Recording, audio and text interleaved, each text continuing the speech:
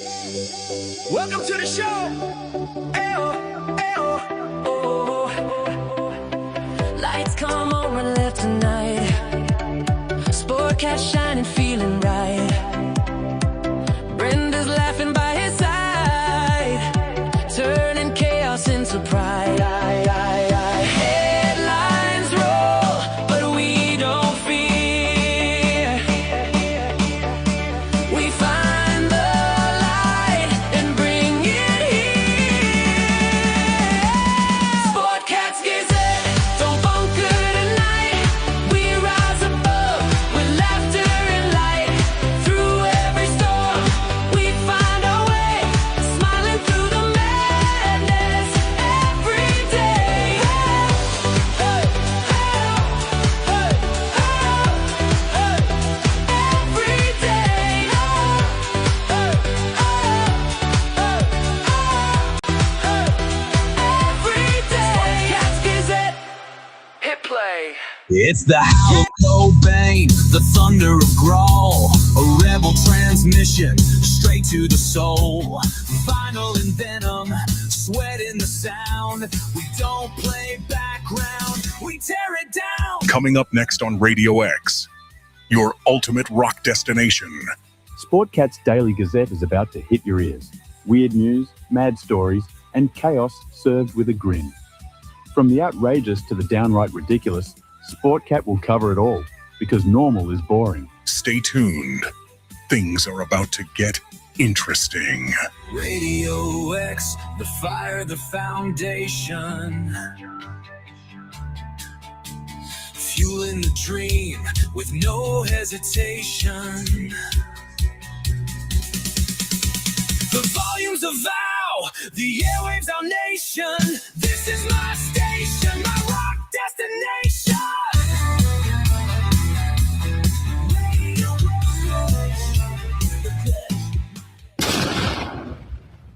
The boss jock has entered the building. You are listening to the Sportcat Show.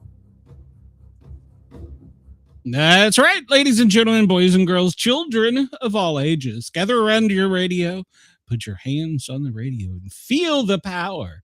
We are live on Radio X Australia, the #1 rock and roll radio station in the continent. So we are also overnight on WRFN. Gosh, I do that. WZQR in Pine Island, Florida. I encourage everybody, come over and join the chat. We got Chris, we got KG, we have Sage. I'm hiding Brenda. Brenda, why do you look like a witch? I'm cold. I'm wearing my Udi. Why are you cold? It's 150 degrees and you got a hurricane headed towards you. It's 69 in this house and I am freezing my duties off. Maybe you should turn the AC down a little bit. Your neighbors might need that power. So the hell with them. Wow. No. Let me hit a button here because yes, please. Today's show is probably going to be lit. In fact, I'll probably play two. The views, opinions, and satirical content expressed on Sportcat's Daily Gazette are those of the host, Glen Sportcat Jackson. That's me. And do not reflect the views of any affiliated networks, sponsors, or platforms hosting the show. Correct. This show is intended for entertainment purposes only. Please note, satire and humor, all commentary, especially on news, sports, and entertainment, is presented in a satirical manner. Statements made on this show should not be taken as factual reporting or professional advice. No.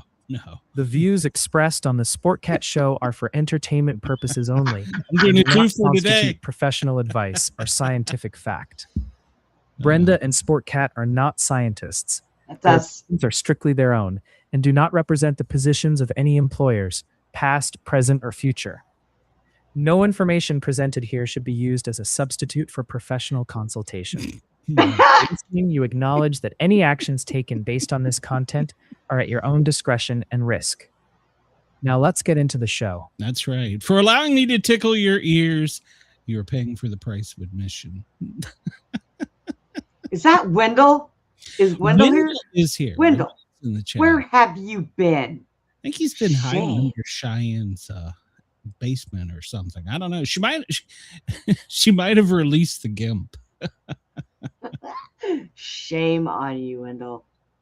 Where have you been? All right. Well, so before we get into your weekend and my weekend, let's just go ahead and attack some local Union County, Tennessee politics, because I know they're all listening. I know today they are fixated to their radios, their smart devices. God knows some of them need smart devices. And the Facebook trolls will be out there. So I want to remind everybody, when you put yourself in public, such as I, a boss jock, internationally known, you open yourself up to commentary and opinion that may be different than mine. And so you have to let it roll off your back. Sometimes it pisses you off. Sometimes you get your feelings hurt, but you don't ever go on a personal attack or crusade unless it's against a politician or a political candidate. They're fair game. Now, with that being said, let's just say you're a small town,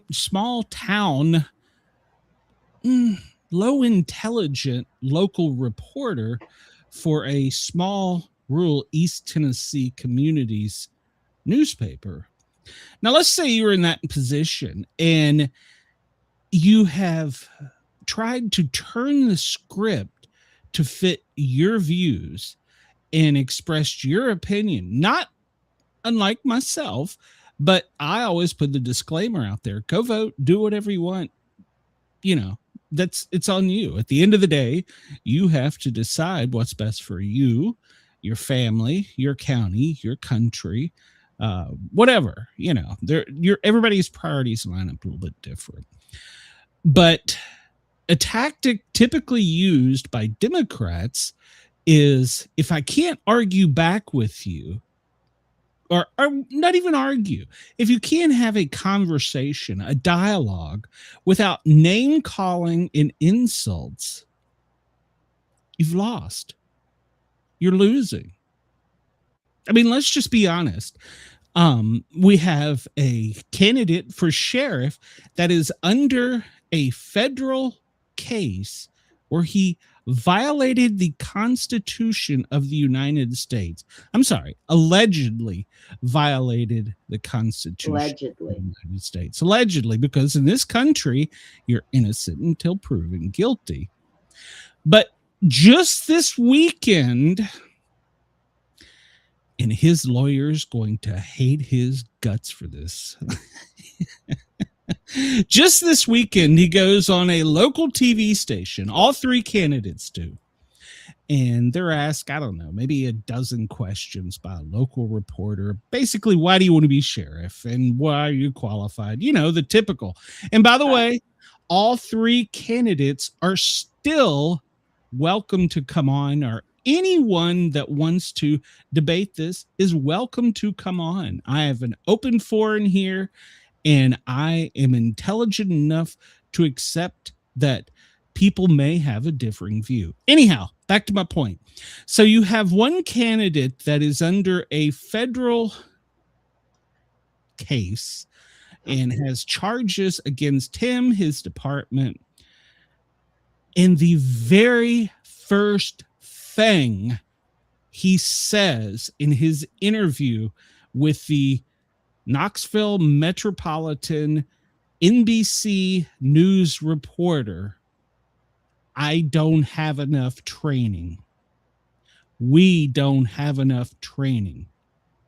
This is the same candidate who Human Resources said has zero experience on his personnel file. So that is going to be blown up and put on a jumbotron in front of a jury, and it's going to play his words, I don't have enough training. That's an admission of guilt. His lawyer is going to hate his guts. If I was his PR agent, I would be cringing. I would totally be cringing because in several, they list when you have a case against you, they list the complaints. Complaint number 1, you're ugly. Complaint number 2, you're stupid. Whatever they are.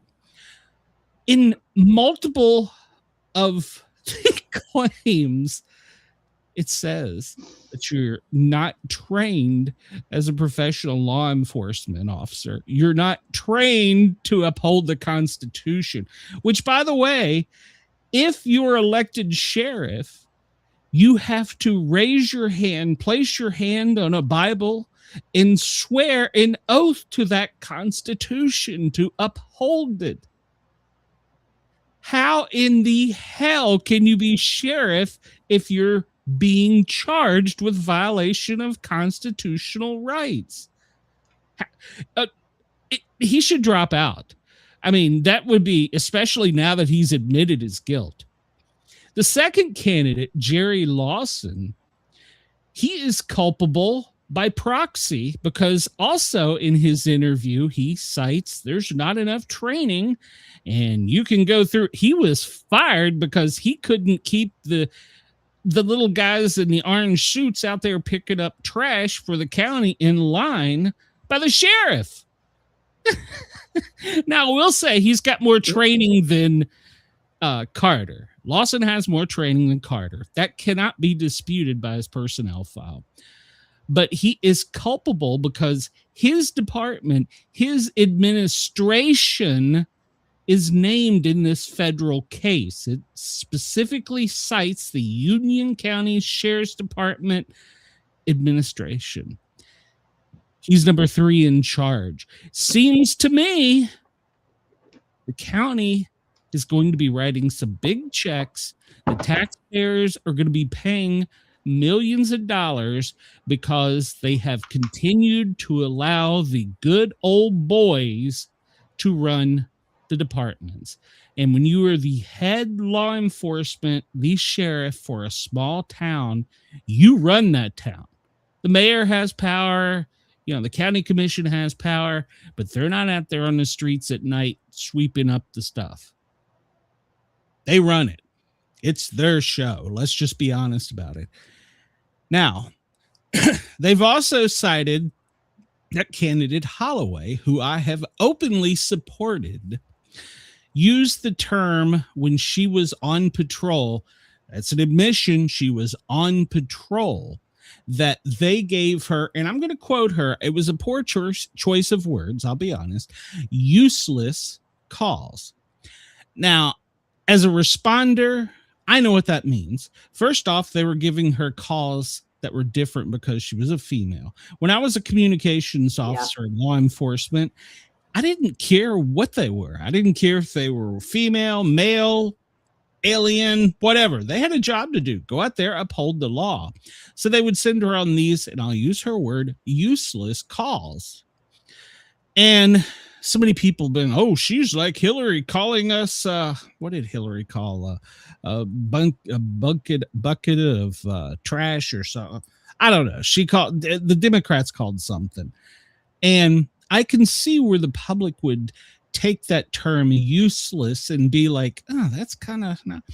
And while it was a poor choice of wording, she was speaking from the heart as a responder, because what a useless call is to a paramedic, firefighter, you get called out for a trash can on fire in the middle of the street set by kids that somebody could have easily went out and kicked over and stomped out. It's a useless call. You got a whole bunch of people out of service for it. Or you go on a medical call to a doctor's office where the doctor calls 911 because he doesn't know what he's doing. And they dispatch $750,000 worth of equipment to go out there. That's a useless call. Somebody calls and their toe is broke. Yes, it's painful. Yes, it hurts. Do you need an ambulance? Yes, that's right, Chris. Deplorables. That's what Hillary called the citizens of the U.S. Those are useless calls because in our opinion, as first responders, our job is to respond to emergencies, something where I can make a difference in somebody's life, whether it be they're having a bad day mentally, they are sick, they are in a car wreck. You want to respond and help people. And when you're taken out of service and multiple pieces of equipment are taken out of service for these useless, and I'm using air quotes, calls, somebody down the street may be having an actual emergency, a heart attack, a robbery, and you can't clear and go to them because you are tied up with this call. And now, do I fault the people that call in? A lot of people don't know because of education lately, since I left high school, when to dial 911. There's times to dial 911. There's times to call the non-emergency line. And there's times to just handle it yourself. And unfortunately, we have not educated the public on the proper use of emergency services. We have not educated the public on when we are needed. Now, it goes two ways. The elderly community, grandma could be having a heart attack and she will call her niece, her nephew, her daughter, her brother, her sibling, whatever, before she will call an ambulance. That's a true story. So, and I have seen, and I will go out on an actual emergency for an elderly patient. And when I'm greeted there by them, the first thing they will say is, "I'm sorry I called to bother you." Well, you're not bothering me. I'm doing my job, but you need me. The guy across the street that was bit on the butt by a tick, he don't need me. So, snake on the foot. Well, a snake on the foot, that's a little different, but tick on the butt. I have responded to a person that was bit by a spider on the penis. And the first thing at the door, they say, "You want to see it?" Nope. No, I don't. Nope. Not a chance. And I'm not taking you to the hospital. You got 3 cars and a driver right there. You don't need an ambulance. Sign here, press hard. I'm going in service to help somebody else. And unfortunately, a lot of people don't understand in public safety the abuse we take. And now, especially, I love this, the defund the police movement. They are the first damn ones to call the police and go, "Well, where are you?" I know, right? Them. Yeah. Sorry, it's going to take us a minute to get them from 2 counties over. Yeah, exactly. And that also, one of my arguments about the open border, our society isn't built to withstand millions of people rushing into the country, using our roads, using our hospitals, using our libraries, using our resources. We have to have it in an organized manner. So that was one of my arguments. We have an organized mess. That's what it is. Yeah, it's called chaos. It is. So the citizens of Union County that want to attack me online, feel free. I just wish you would stop hiding by anonymous little accounts and, what do you call it? Nicknames. If you're going to attack me, bring it. I don't care. I can take it. I'm probably going to laugh at you, but there is the off chance that you might say something that makes me say, that's a good point. But you need to present it logically and without name calling. So, and to the local reporter, just want to remind you, daily, I probably get about 20,000 listens, and I probably get a very large area of coverage internationally, whereas you might get read by 400 or 500 citizens in a small county. So know your role. Know who you're arguing with, because I'm telling you, if you come after me, I'm going to call you out. I'm going to call you out. Now, I'm not calling you out by name. You know who you are, and I know you're going to listen to this, and you're going to be, oh, I'm so butthurt. Well, I didn't call your name out. So people will know who you are because of your ignorance. So I know nothing, but you know, I would like to rant over. I just hope that come August 7th, when the dust settles from this election, and it won't happen because it hasn't happened in the national scene. What makes you think it's going to happen in the state or local? That people will come behind whomever wins and rally, because we need people to lead. We may not come out and vote for the smartest people. I mean, look at 1600 Pennsylvania Avenue. But we need to unite and rally behind them because they have been chosen, whether you want to believe it was illegally or they were voted in. However, they're there. Somebody told me a long time ago in Washington, D.C., when I was growing up, you don't have to respect the man or the woman, but you do have to respect the office. And that is so true of any position. Over the weekend I was attacked because I called out a bunch of misogynist trolls who were attacking the female candidate. And I used my face, my image, my name, and I said, you guys are just a bunch of redneck misogynists. And holy shit, that was attacked. And then I got this one guy that keeps saying, well, how would you, because I said real men don't talk that way. And I had another guy, he was preaching the Bible about women are supposed to be behind the oven and with their legs spread having babies. I don't know, whatever. He was really? And he was going off, and then he tried to say, well, see, you don't support women as homemakers. If a woman chooses to be a homemaker, that's their choice. I'm glad that they are. I'm glad that they're homemakers, because let me tell you, I've been out there and seen the moms that leave their kids in the care of others or even alone to go to the club. So I'm glad there are females out there that do that. Every woman in the United States has the same rights as I do. And I respect if they want to be sheriff, if they want to be a fireman. I have met firemen, firewomen. It's just a term, firemen. I know it's a lot of people go, oh, you can't say that. It's a woman. It's a term. That were just as good, if not better, than some of the people I've worked with.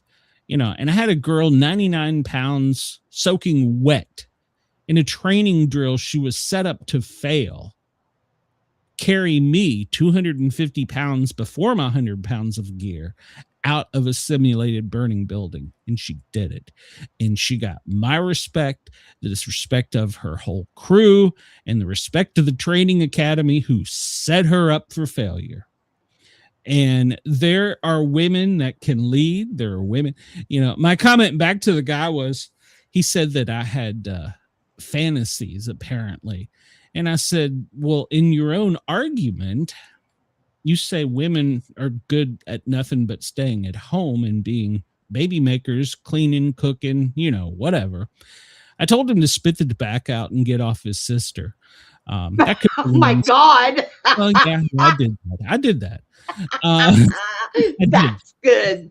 That was and, good. Wow. Well, I mean, yeah, if you're going to come at me, and I will give him credit, he used a real name. Whether it was a fake account or not, I don't know, but he used his real name. So it wasn't like Laughing Squid 22 or some bullshit from Facebook.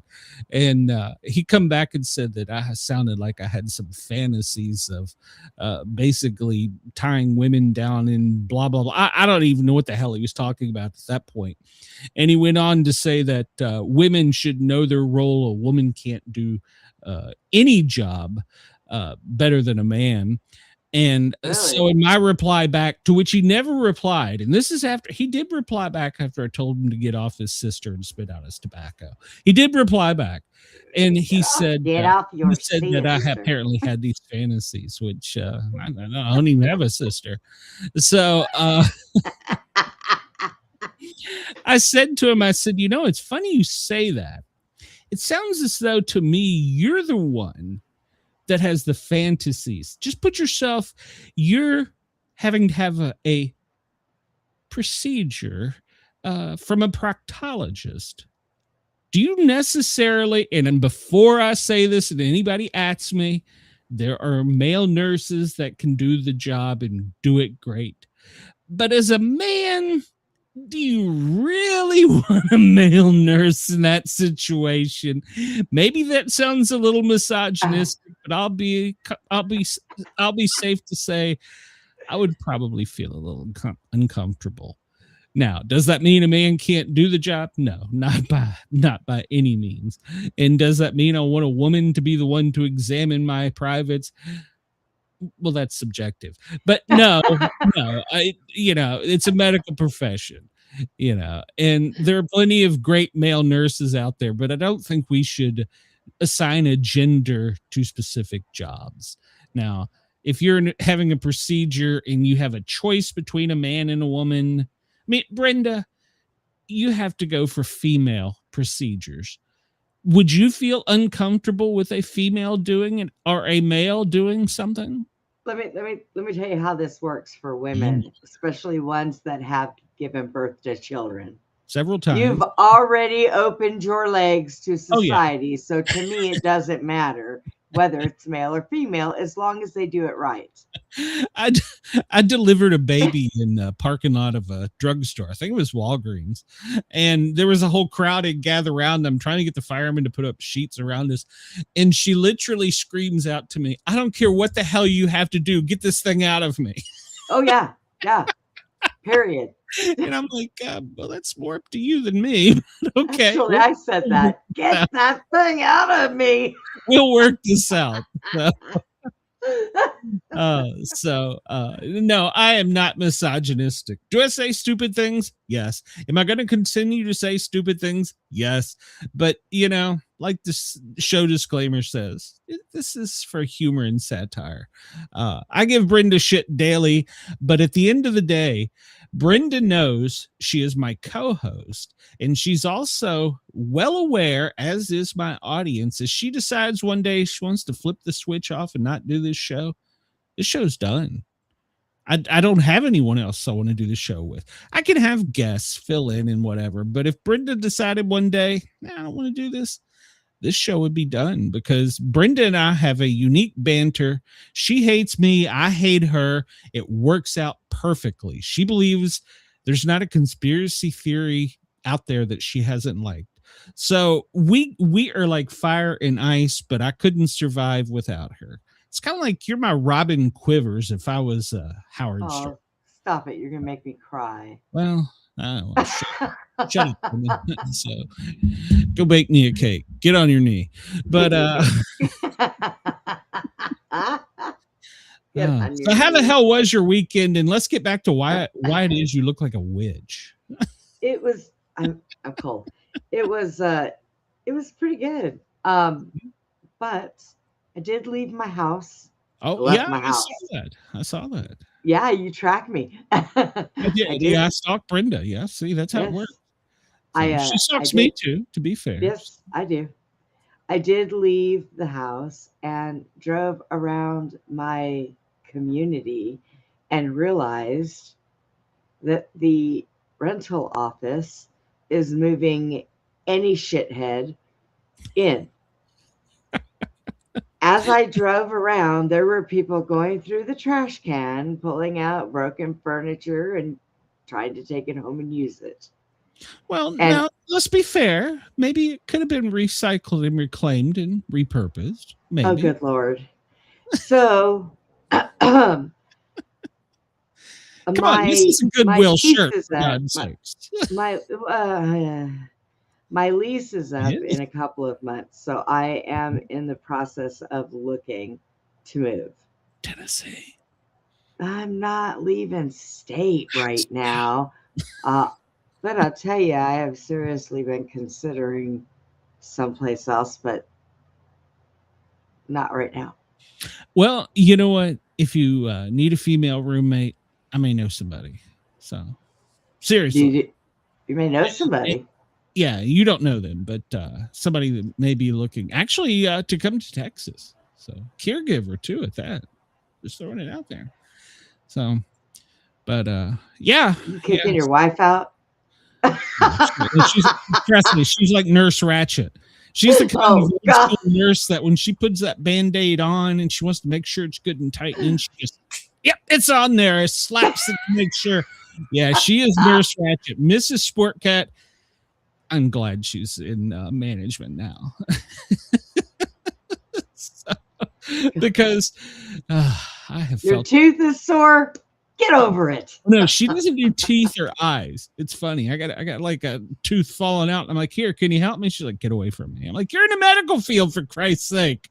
So she told me, I'd have been like, hell yeah, open up, bitch. Whenever the kids had a dental issue, they're like, go to your dad. It's like, what? You're in the medical field, for God's sake. Come on. Yeah, so yeah, she was very good in OR. The patients were sedated, and so she was very good in OR, and she worked her way up after 20 some years to be in management because, well, she's probably old and crippled. I'm just saying. So well, I figured out that there, I mean, I live in the ghetto as it is, but I found out that there are things worse than the ghetto, and they're moving into my community. Well, isn't Texas one of the most, what is it? They did a poll that said that some states were better to move to than others. Luckily, Tennessee ranked like 47th, so I feel good with that number. I'm comfortable with them saying it sucks. Don't come to Tennessee. But I think Texas ranked pretty high up there, didn't it? Yeah. Yeah, so. Well, there are a lot of good parts. Well, there are, and there's a lot of great parts of Tennessee. They just how do they do the polls or whatever for the major cities? They don't go out and look at like in the other ones, so. But yeah, but the worst part is they bring their damn politics with them. You left there because it was a crap hole, and now you come here to do the same thing. We have a problem with that here, and it's the California people that moved here. Well, a lot of people are banning New York and California. I think Florida is so full they may have to start restricting it because it may sink into the ocean. I mean, it's too much weight. So, well, that was what my senator thought. So, Hank. Hank. Yeah, when they were talking about building a bigger base on an island, I don't know, somewhere the U.S. has got a base, and he questioned the general during a hearing, asking if the additional troops and armory and equipment, if they weren't afraid that it would actually sink the island. I was like, hey, look at this guy. Well, I didn't vote for Hank. I didn't like him when he was my county commissioner. So. Get it, Hank. Get it. That's right. Chris says, I had a school fun fair to go to in 2nd grade. My dad tried giving me a haircut before he went, and he cut my ear, and there was blood and crying. My dad yelled at me and blamed me. Yeah, he probably moved. And then Mom did some stuff. It was probably that copper stuff. What was that? Was it iodine? What was it that back in old school? That iodine is the copper stuff. But that stuff felt so great. Yeah, that leaves a so I caught my arm, and I still have the scars from it, on a barbed wire fence while we were out picking vegetables, and that was the first time my aunt ever heard me use the word F, to which I instantly got slapped as my arm was still on a fence with blood going everywhere. She looks at it, she says, you'll be all right. It was tore from like there to there. I was like, yeah, okay. Sure. I remember when I shattered my elbow on the only rock in a sand playground. I fell backwards off of the swing and shattered my elbow. And I was young, and I didn't realize that when you have a break like that, if you stand up and try to walk, you can't. For some reason, it throws you. My mom said, come on, let's go. I'm like, yeah. I was playing neighborhood ball, and it's a pickup Hi, game. Caesar. Kids Hi. in the neighborhood, whoever just shows up. And I was playing a pickup game, and we were on, I guess it was like the elementary football field or whatever. And I will never forget. This is the reason I couldn't go in the Coast Guard. I went out deep. The ball was coming to me because the quarterback thought there was a female covering me. Ironically, her name was Gwen. It was raining. It was muddy. We were having great time as kids, and she tackled me, slamming me to the ground. And that wasn't the worst part. I could handle that, but we were sliding together, and my forward momentum was stopped by a manhole cover that was raised because of the mud, and I shattered my kneecap. And I rode my bike home. One leg pedaling. That was fun. Kind of like you, I'm sure. And I get home, and Mom's like, put some ice on it. You'll be right in the morning. The next morning, it's big and bloody. She's like, we might have to go to the doctor for that. And all I can say is these kids today do not know what they missed out on.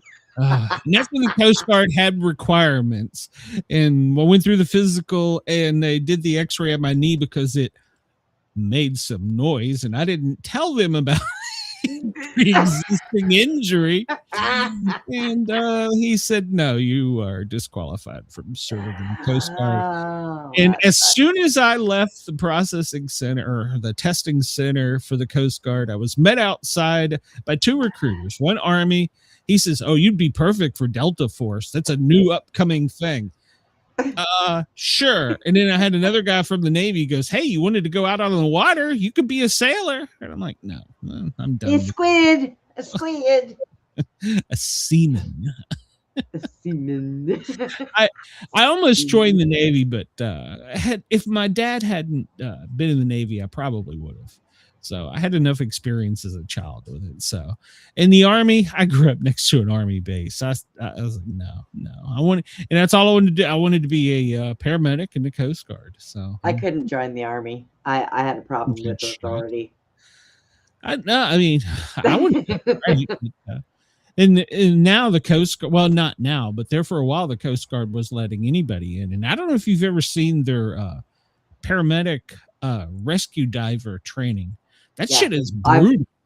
I mean, it is brutal. They take and put you out in the warm water. Then they take and put you out in the cold water. Cold water, yep. And then, and I'm not sure. I think that was the one that down off of Key West, they dropped a bunch of people in and said, you got a 1/4 mile swim back to the island. See you soon. And the helicopter flew off. Have a good time.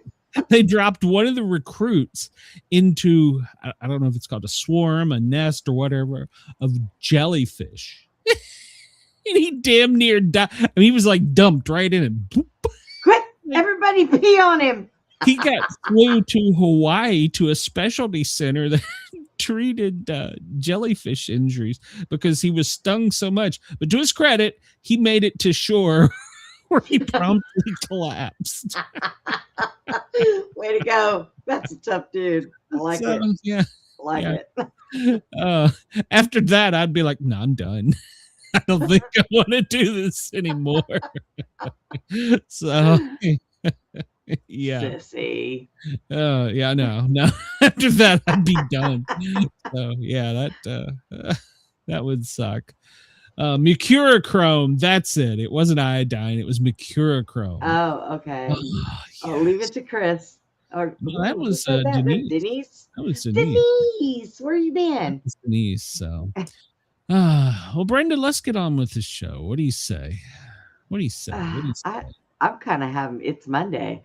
I woke up and thought, is it Friday? No. We do have some news. I mean, there's some breaking news.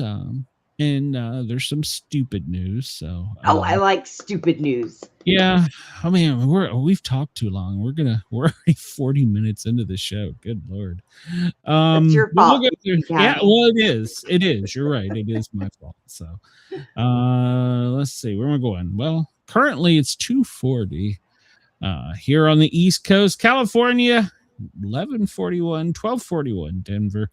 Chicago 1:41, Sydney 4:41 a.m. Burnt toast and coffee time. Get the hell out of there. Go to work. Lord Howe, don't hit snooze again. Get up, get moving. So we are headed towards the buck moon. The buck moon. Yeah, the buck moon. I did some homework on that since you refused to.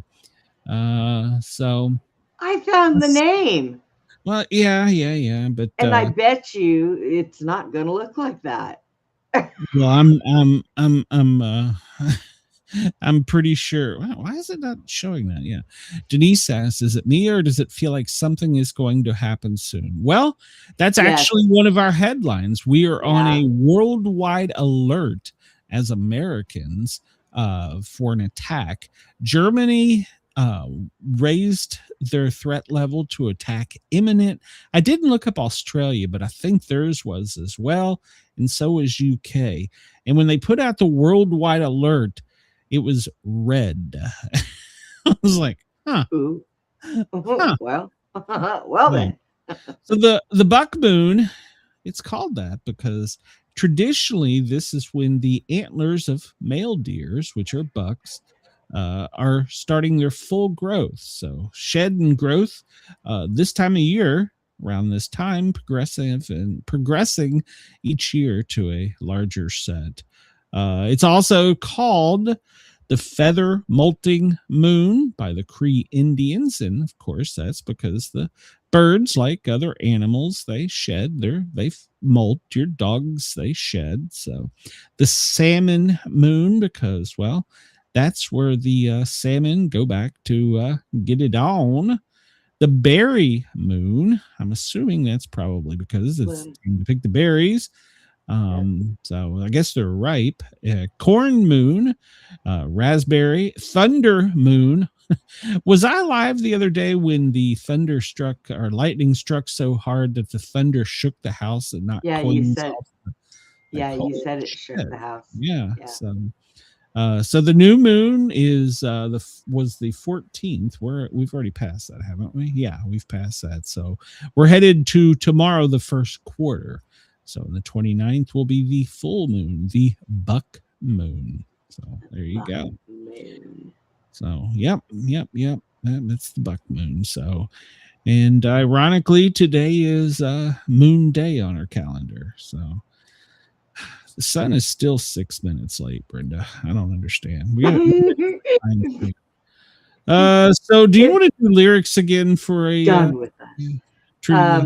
We can. All right. Well, let's pick a good one here.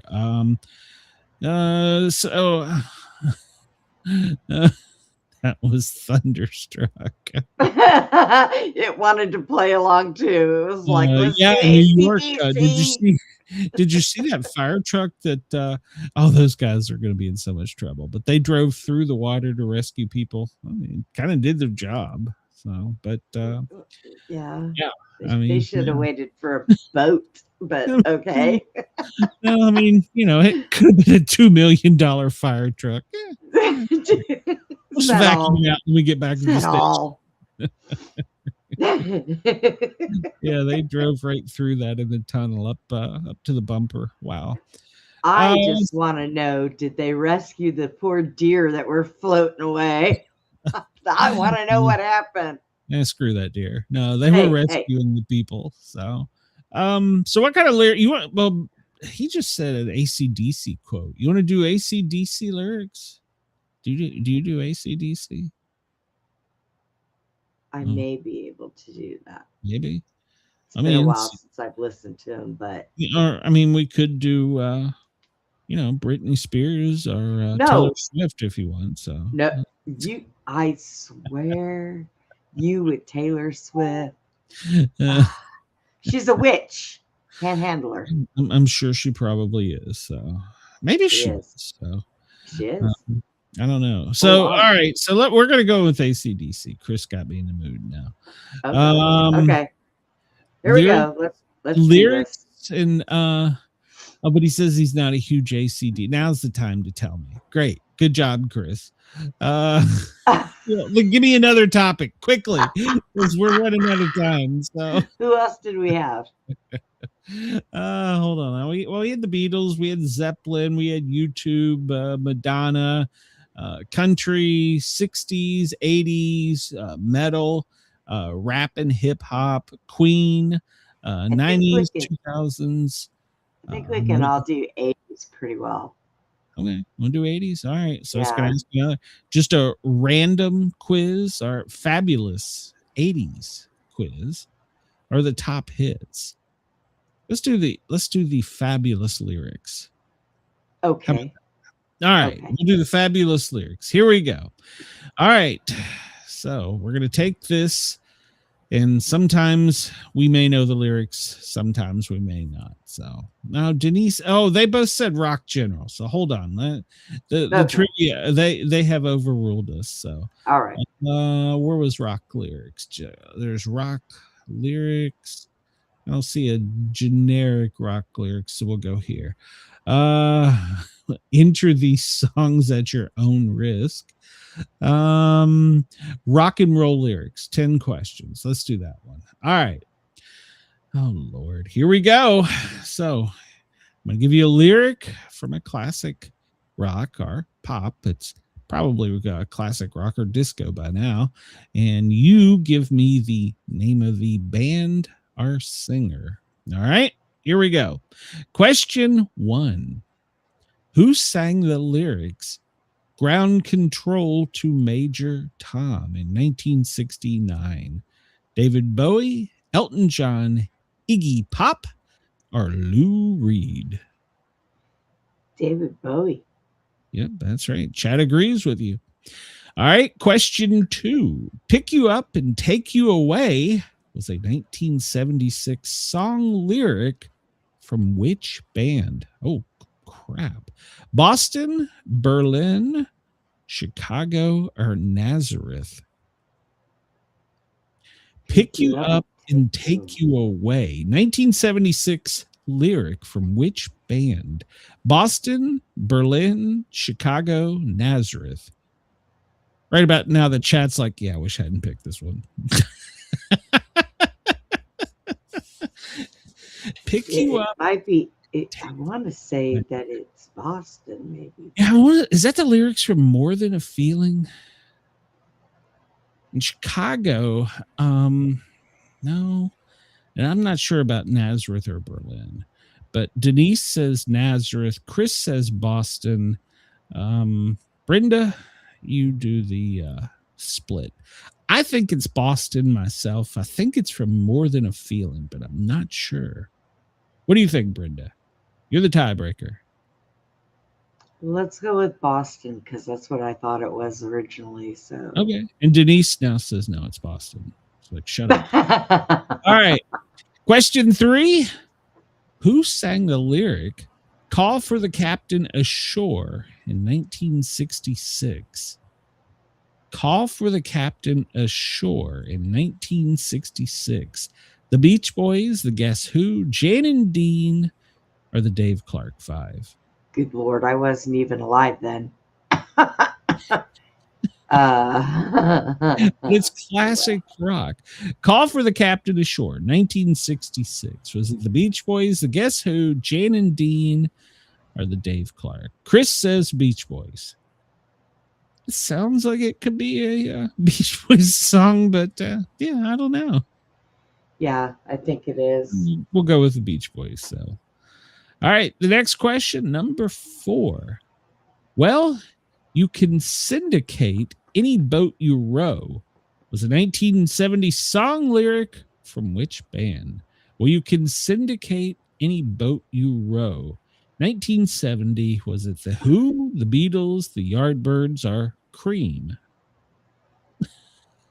I have no, Chris says the Beatles. You could syndicate me. Would that be that might be off the Yellow Submarine? Maybe, I don't know. Well, yeah, pick Beatles. We'll go with the Beatles. I have a wicked thing in my lap right now, so. Whoa. Yeah. Get that thing under control, Brenda. She tried to crawl in my lap. Beatles. Who sang the lyrics? They sent me away to teach me how to be sensible in 1979. The Babies, Supertramp, The Knack, Steely Dan. They sent me away to teach me how to be sensible. The Knack? The Babies, Supertramp, The Knack, Steely Dan. I know this one, but I'm going to let you guess, Brenda. Oh, well, you're a dick. How to be logical, how to be sensible. It was off of, I'll give you a hint. It was off the Breakfast in America album. And there's a conspiracy theory also behind that album. Is there? I'm going to have to go find that. Yes, there is. They sent me away to teach me how to be sensible, to be logical. It had a sound effect from a Mattel Coleco football game in it that I still love. The Babies, Supertramp, The Knack, Steely Dan. Oh, are they saying Supertramp? They are saying Supertramp. Yes. Okay, Supertramp. All right. Here We Come, Walking Down the Street was a 1966 song lyric from which band? Made for television band. Okay. Here We Come, Walking Down the Street was a 1966 TV. The Partridge Family, the Blues Brothers, the Monkees, or Jose and the Pussycats. I'm pretty sure that's the Monkees. Yeah, I was going to say. Chad agrees. Yeah, I'm pretty sure it's the Monkees. Yeah. Who sang? Where is KG? Me and him used to love these songs. Who sang the lyric? I'd call that a bargain, the best I ever had. I'd call that a bargain, the best I ever had. 1971. Was it the Who, the Kinks, the Beatles, or Zeppelin? It was the Who. Okay. All right. Everybody says the Who. I do know that song. Okay. When You Were Young and Your Heart Was an Open Book was a song lyric from a theme song to a 1973 James Bond film recorded by which band? Was it String Cheese Incident? I gotta say, I've never heard of them. The Plastic Ono Band? Yeah, I gotta say, I haven't heard of that one. Wings or the Clash? I'm gonna guess that the Clash came afterwards. I've never heard of the other two. The chat agrees. Was it covered by Guns N' Roses? All right. So Chris says Wings. I'm gonna agree with him because no, it wasn't the Clash. That was way too early for them. Yeah. And so I don't know, but I'm gonna go with Wings. So right. We'll go with the chat. Who sang the lyric? She is like a cat in the dark, and then she is the darkness. Oh God, that sounds like Mrs. Sportcat. She is like a cat in the darkness. She's like a cat in the dark, and then she is the darkness. The Eagles, Fleetwood Mac, America, or Steve Miller Band. Who sang She's Like a Cat in the Dark, and then she is the darkness from 1976? Denise says Fleetwood Mac. I'm not going to say that I know the answer to this. I think she's correct, though. Yeah, I was going to say, I think she's right. Yeah, Chris agrees. Fleetwood Mac. All right. The chat's already ahead of us here. It finally happened. I'm slightly mad. It was a 1991 song lyric recorded by which band? King Crimson, Queen, Zeppelin, or The Jam? What were the lyrics again? It's finally happened. I'm slightly mad. 1991 song lyric by which band? King Crimson, Queen, Zeppelin, or The Jam? And the chat is saying Queen. This one I do not know. Queen? That's what they're saying. So we'll go with Queen. Okay. All right, let's see how we did. Well, answer number one, David Bowie, 1969, Space Oddity. And it was inspired by 1968 movie 2001, A Space Odyssey. Produced Major Tom. Number two, 1976 song from Boston off the Smokin'. I'm sorry, the song Smokin' was the A-side. The A-side was More Than a Feeling. So it was later covered in 2013 by Anthrax. I did not know that. Okay. Who sang the lyrics Call for the Captain Ashore? Well, the Beach Boys says 1966 Sloop John B by the Beach Boys. It was recorded for the Pet Sounds album. Was inspired by 1927 anthology, The American Song Bag. Okay, good to know. Well, you can syndicate any boat you row. We picked the Beatles and we were correct. It was from 1970, Dig a Pony. It was a single off the Let It Be album. So it was recorded during their 1969 January 30th rooftop concert. Brenda was there for that one. Who sang the lyrics? Okay. They sent me away to teach me how to be sensible. Well, that was Supertramp. 1979, The Logical Song was the lead single from their album Breakfast in America. It was based on the band members' experiences in boarding school. By the way, I will go on the record here and I will say Breakfast in America, best album ever. Best album ever. No, you can at me if you don't like it, but that's my favorite album ever. Here We Come, Walking Down the Street, 1966. It was the Monkees. It was a theme song. Series aired from 66 to 68. It was featured the group's 1966 title album, and it was a theme. And it was released in 1967. Who sang the lyrics? I'd call that a bargain. The best I ever had in 1971. Well, that would be the Who. Bargain was the song. It was recorded off the Who's next album. It was an ode to spiritual guru Mahara Baba. Okay. Ooh. Pete Townsend was a follower of him. Yeah. Yeah, they were spiritual. They all were when they were dropping acid back then. Yeah. When you were young, your heart was like an open book. Wings, 1973, Live and Let Die. So, and Chris, for the bonus points, Chris, you've definitely won a prize. It was covered by Guns N' Roses in 1991. Who sang the lyric? She is like a cat in the dark, and then she is the darkness. 1976, Fleetwood Mac Rhiannon, I guess.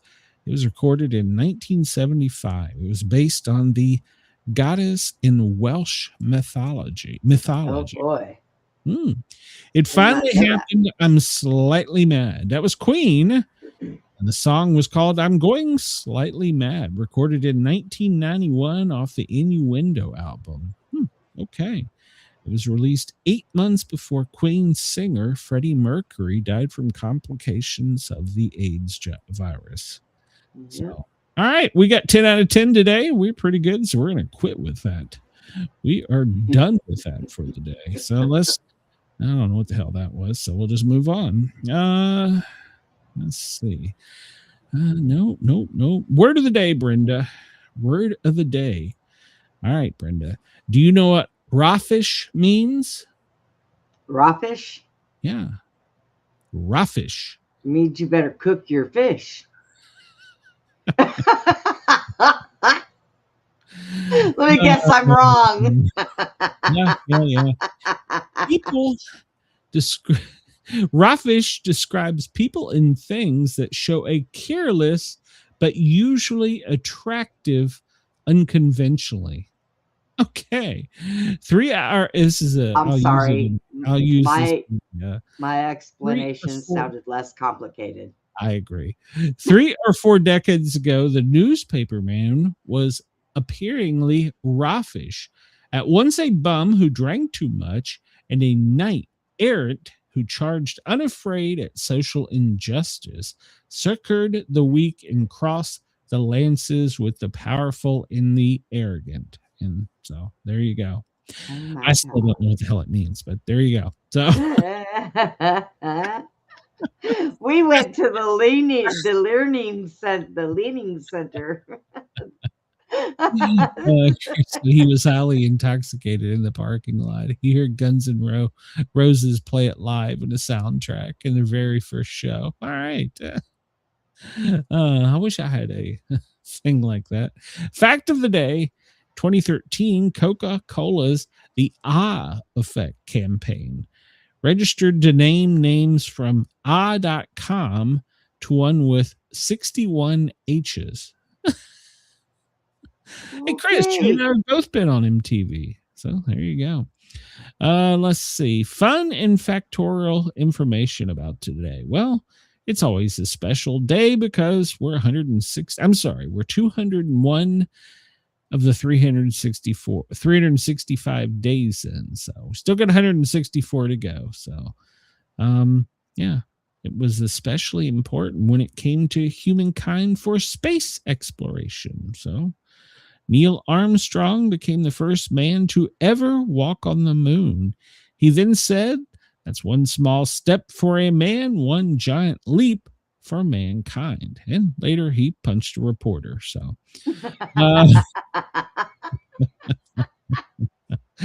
Linkin Park in 2017. Linkin Park. Lead singer Chester Bennington committed suicide on this day. We could win with it. The Japanese animated fantasy movie Spirited Away was released. Never saw it. 1997, the USS Constitution set sail for the first time in 116 years. It was one of the old frigates known as Old Ironhide. Yeah, from 1797, retired in 1881. She entered dry dock, and then in time for her 200th birthday, we fixed her up and set her out to blow some shit up. I was going to say, now she's guarding the Hermes. Well, we may need her because a couple ships a submarine and a ship ran into each other over the weekend. America's robot happen. I'm going to bet the submarine surfaced and the frigate wasn't paying attention. And so we're going to lose a frigate and a submarine. Even though they're both still seaworthy, I don't think the sub can do its sub job by going underwater. I think it's going to have to stay above. I wouldn't want to be the one to test it. We'll put a little of that. Call that guy out that does the Flex Seal. We'll put some Flex Seal in that shit. We're going to 1,000 feet. By God, you can do anything with Flex Seal. If they give me my leg back, I could probably slop it all in there and pop that back on. It'll work. You know what? The guy from Flex Seal, he should take it upon himself as a personal marketing campaign to go out there, be dropped from a helicopter with unlimited amounts of Flex Seal, seal that bad boy up and go, snail boys. Right. Somehow I don't think he's going to do that. Let's see. Jane Asher broke up with Paul McCartney live on TV in 1968. Poor that's thing. sad. Poor guy. 1948, South Korea elected Syngman Rhee as their first president. Well, good for him. 1944, Adolf Hitler survived an assassination attempt. 1921, Alice Mary Robertson becomes the first woman to govern the U.S. House of Representatives. All right, Union County, did you hear that? 1921, we had a congresswoman in the House of Representatives. Come on now. The colony of British Columbia joined the Canadian Confederacy. Okay, I didn't know that was a thing. 1871, the London Estoon Railway finally opened. 1837. People of Colombia declared their independence from Spain in 1810. Yeah, we'll just take them over. The Battle of Ankara commenced when Turco-Mongol conquered Timor and invaded Anatolia in 1402. And I have no idea what the hell that's about. 1971, on this day, Sandra Oh She's a Canadian-American actress, was born in Ottawa. She's 54. And Gisele Bündchen, a Brazilian fashion model. She's 45, born in 1980. Well, I'm 2 for 2 on not knowing these people. And, here we go. 1958, Billy Mays, an American salesperson, born in Pennsylvania. Well, I'm 3 for 3. So this guy, Josh Holloway, I've heard the name. Don't know who he is. Actor, born in 1969. He's 56. So there we go. Let's see. We're still in Cancer for the astrology sign, and your parents were probably shagging uglies if you were born on July 20th, back towards the end of October. And well, if you happen to get lucky and send one down the chute today, well, you better be gone April 12th of 2027. So Run away. National Moon Day, Space Exploration Day. We talked about Coca-Cola. 103 days to Halloween. 158 to Christmas. All right, here you go. Chris says, I hope Paul McCartney found another girlfriend eventually. It had to be difficult being a Beatle to find someone. No, I bet you within 5 minutes of him walking out of that stage. Okay, no, wait a minute. Isn't he the Beatle that was replaced? Yes. Mysteriously. So they didn't have a hard time. It's kind of like Lindsey Graham. Paul McCartney died in a car wreck. And they didn't have a problem finding somebody. Put him in there. He can't sing, but he's pretty. I think throw him out there in the public. Wasn't Paul McCartney the one that was behind? Or do you believe in that conspiracy theory, Brenda? Yes. Really? He was, yeah, because they were just getting on the big boom where they were making money. Yes. And the record place did not want to lose that. No, it was not them. It was British intelligence didn't want it. Well, yeah. Okay. Yeah. There's a real conspiracy. In music class, we spent a whole week. We were assigned YouTube videos, books to read, and I was convinced it was a real thing. And then at the end, he pulled the rug out from under and says, "No, it wasn't real." I was like, "But you just made the argument that it was real." No. So supposedly he was a cop from Canada. So, well, it was his lucky day. What? That's what it was supposed to be, because a cop from Canada who had won impersonation contests that sounded and looked most like him was who they kidnapped in the British intelligence and said, "Today's your lucky day. You just died, and now you're a Beatle." So they went all the way to Canada.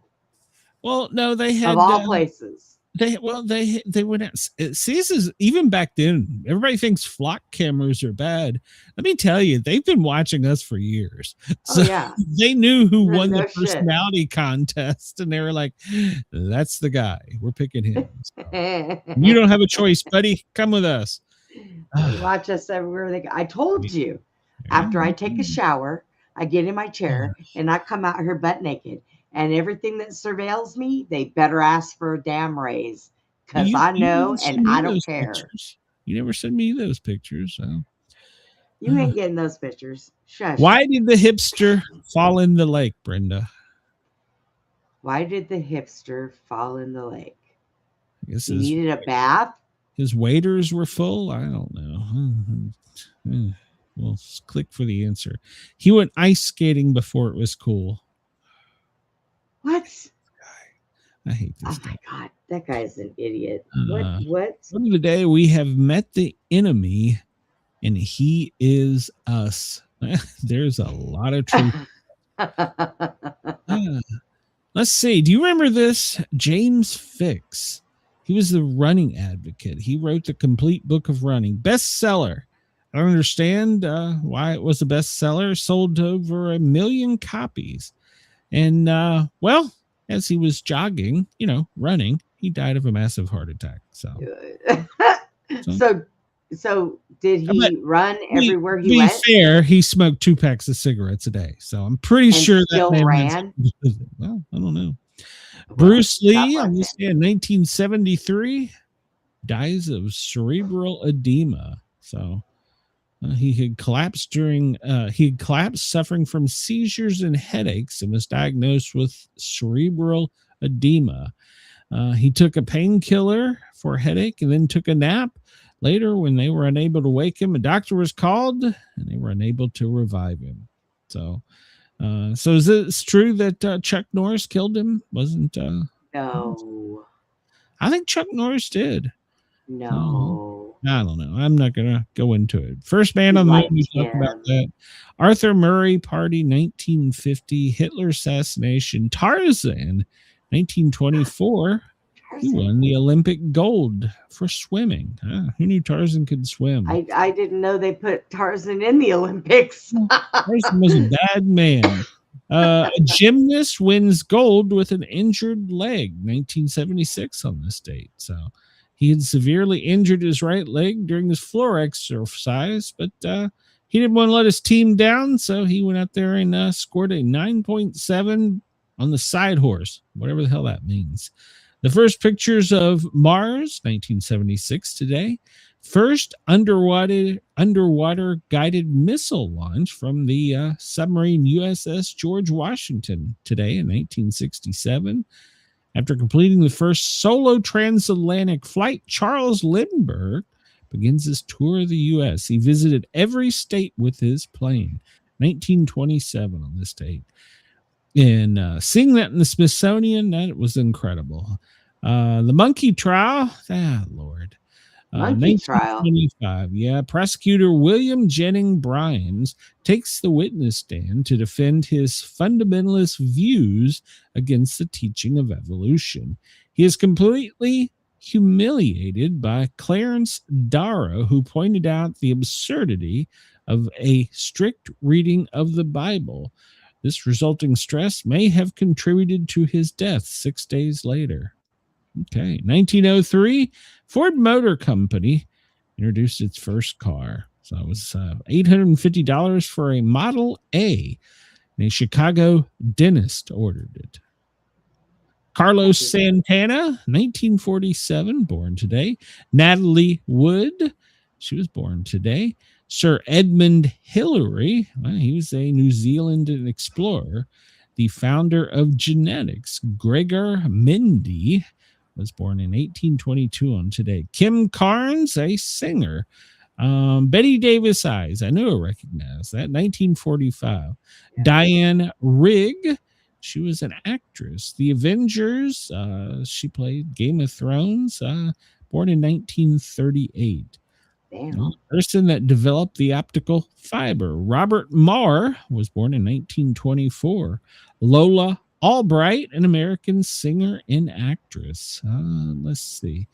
The person who invented the thermometer, well, it was in 1836. So he came up with a short clinical pocket thermometer, and that was the first probe.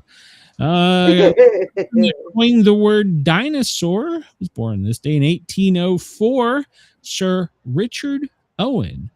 And there's Innocent the Ninth.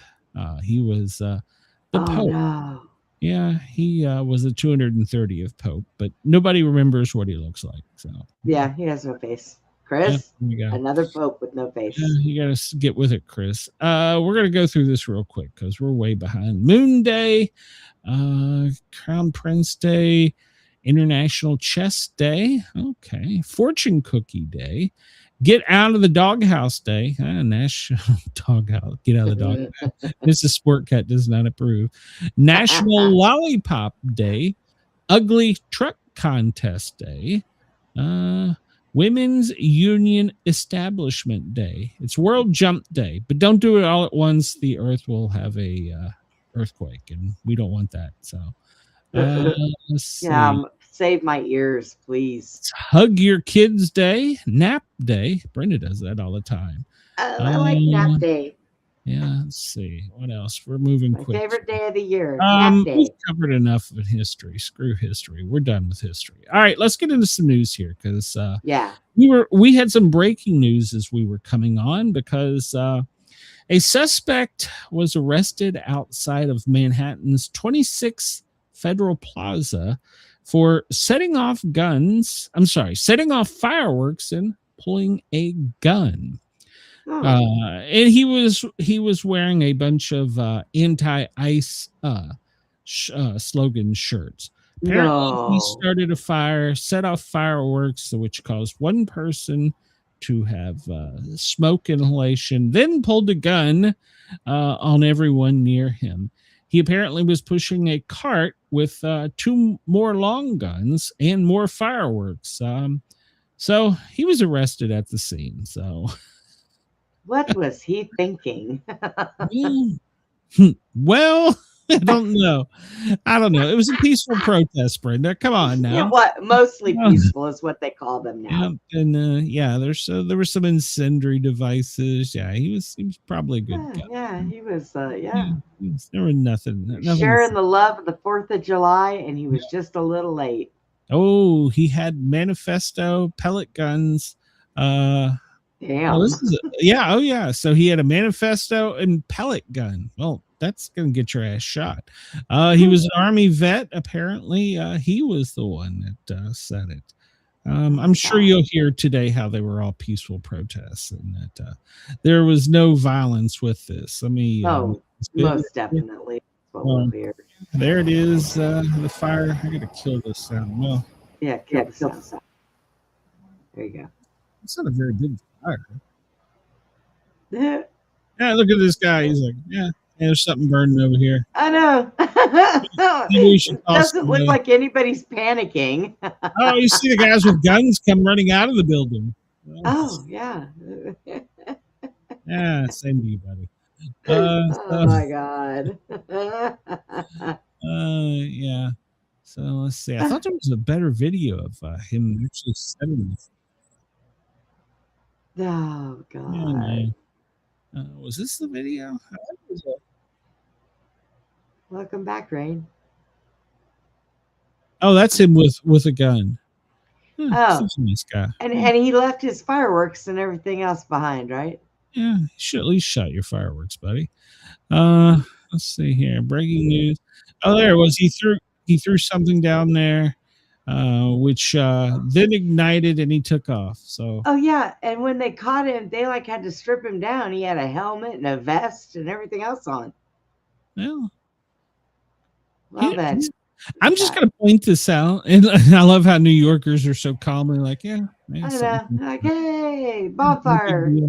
That guy's like, maybe I should go faster. He's like, no, it's fire. That's for firemen. So, still hanging around. And then I think that right there is where a cop tackled him. Yep. Yeah. I did see that. Well, I guess he was a cop. Yeah. Oh, yeah. He got a swift punch to the face right there and take it to the ground.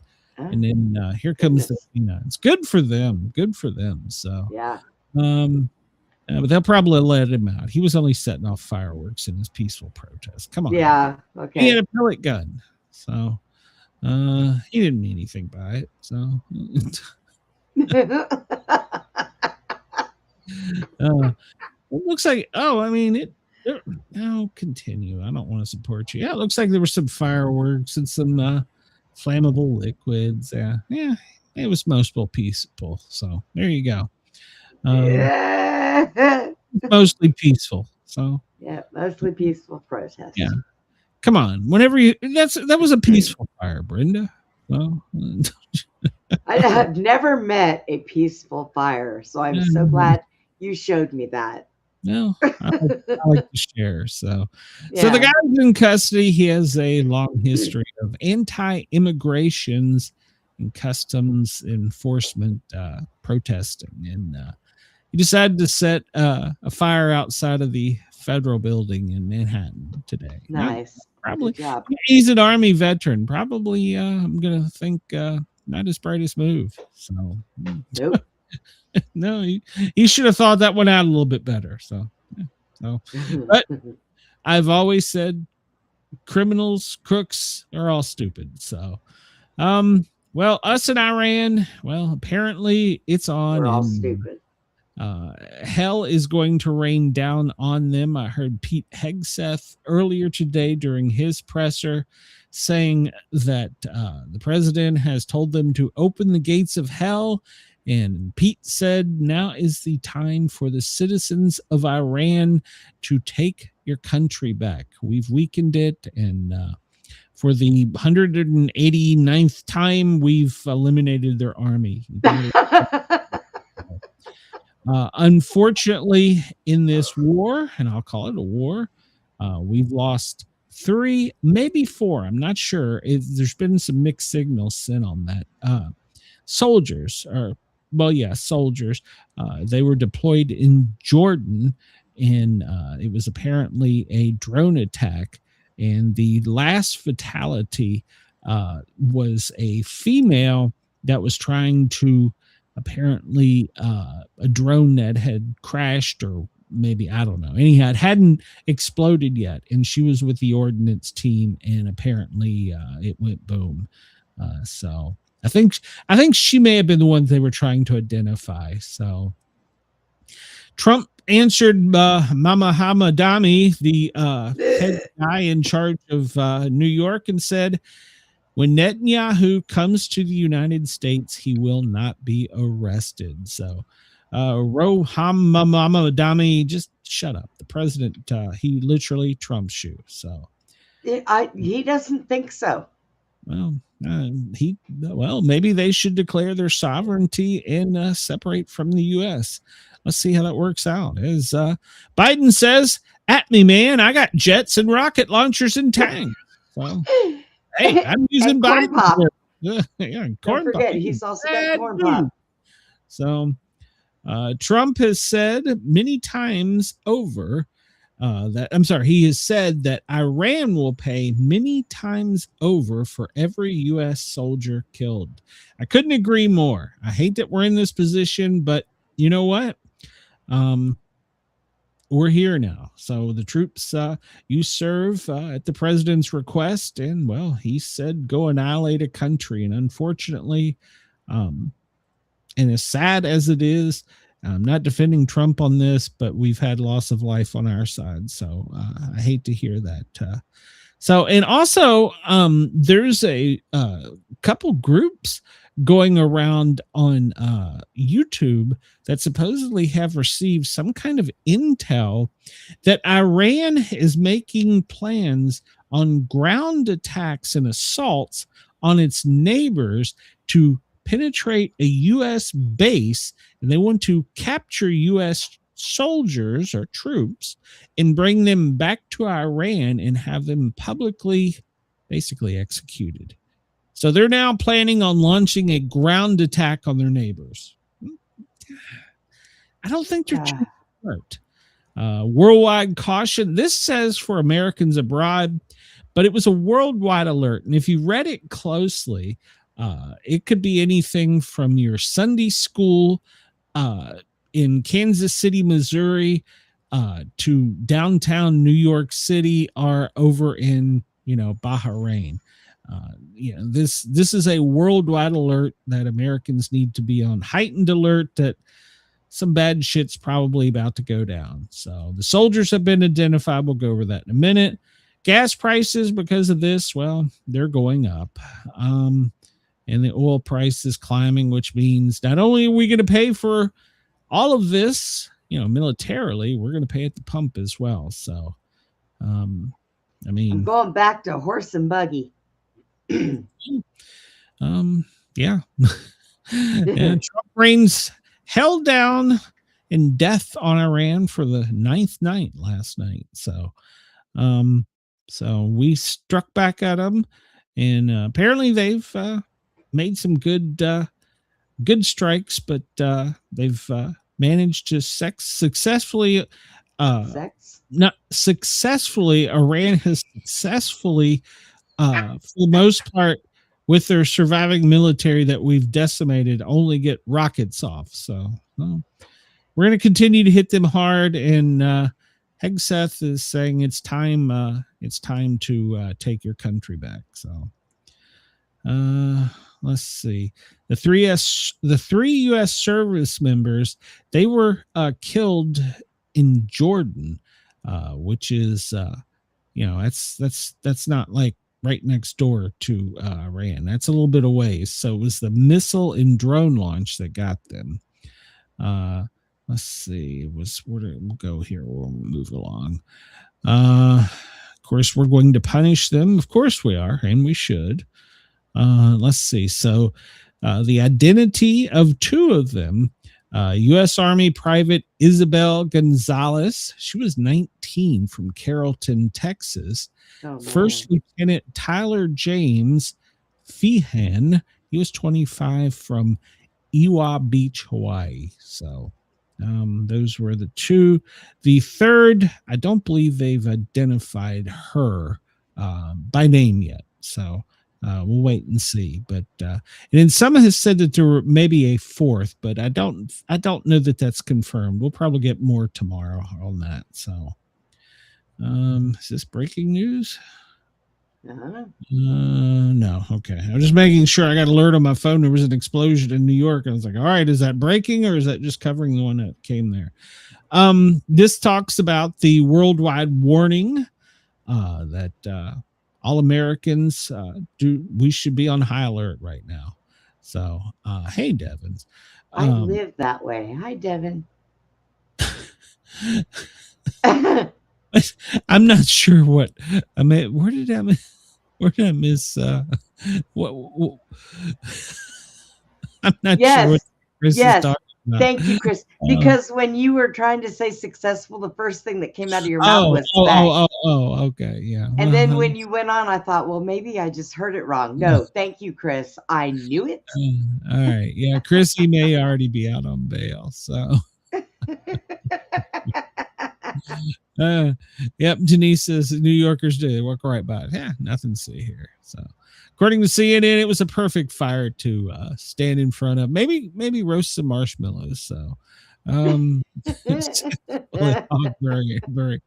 Well, Chris, I am a redneck. What can I say? So late fireworks and a weenie roast was going on. That's all it was. Yeah, nothing to see here. So if you're an American, no matter where you are in the world, be on high alert because, as we saw in New York City, there was some sexfully hog bearing going on, and he was an Army veteran. So, I have no clue what that. I have to go back and listen to that again. I had no clue. My brain is in like 10 places at once today. So.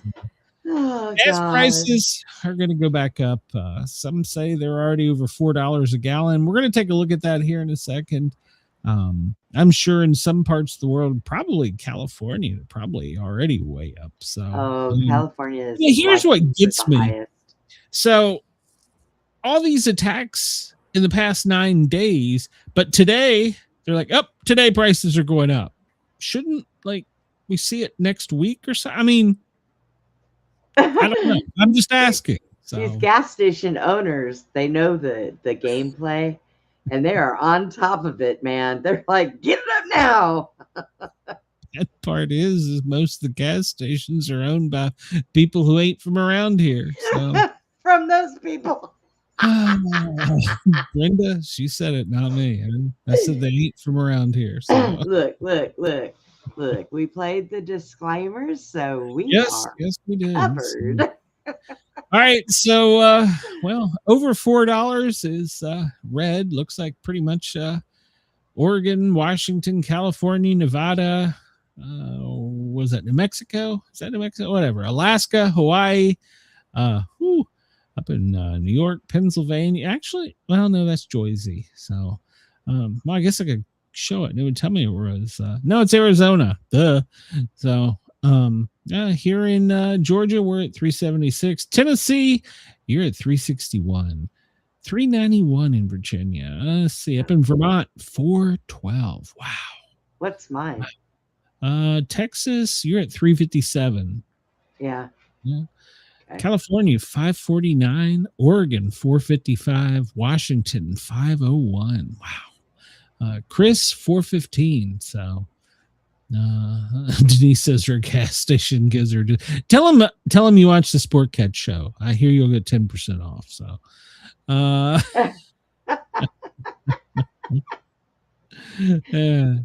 Don't at me. Please don't at me.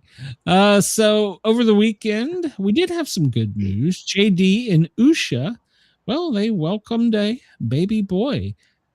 For those of you who are history followers, it's been more than 150 years since a VP has had a child in office. So,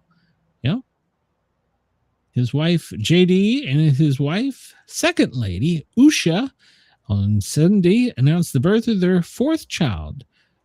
So it's a happy day. So all the siblings were around, and they posted on social media, baby and mom are doing well.